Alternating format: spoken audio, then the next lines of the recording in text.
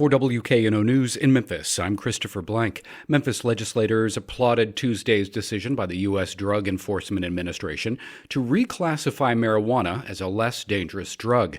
The DEA could soon move to make the Schedule I narcotic a Schedule III drug, the same as some prescription drugs. State Senator London Lamar says she hopes marijuana could be legalized statewide, but the federal changes will be positive in the short term. State Representative Jesse Chisholm, who has sought non-binding referendum votes on marijuana over the past 2 years, also praised the decision and said the reclassification could lead to statewide changes.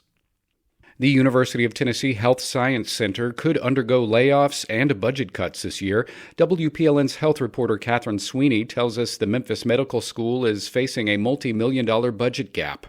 The school's advisory board is recommending the largest tuition increase in 5 years at 2.9%. Most of that revenue would go to scholarships, not operations, the main source of the financial gaps.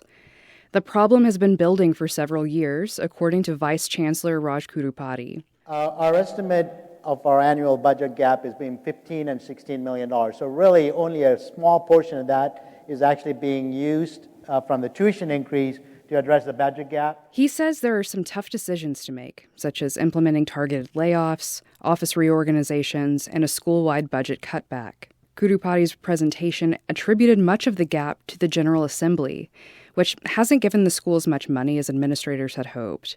He says funding increases aren't keeping up with the cost increases to run the medical school and maintain its facilities.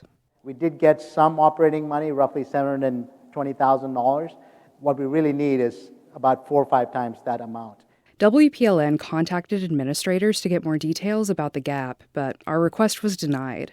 In a written statement, administrators said, quote, "Communicating externally at this time would be premature and potentially unprofessional to communities." They also said the board will pitch solutions at its May 10th meeting. Catherine Sweeney, WPLN News.